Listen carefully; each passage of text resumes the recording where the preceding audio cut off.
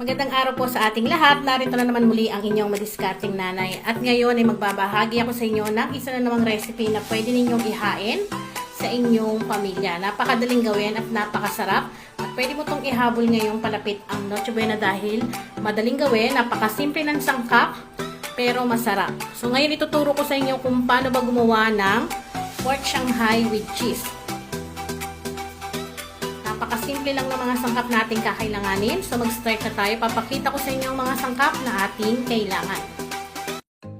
So ngayon narito po yung ating mga kakailanganin sangkap para sa ating simpleng pork Shanghai. Napakadaling gawin at napakasimple lang ng mga sangkap nating kakailanganin. Unang-una kailangan natin ng giniling na baboy. Pwede kayong gumamit ng giniling na manok, giniling na baka, depende po sa karne na gusto ninyong gamitin. Meron din tayong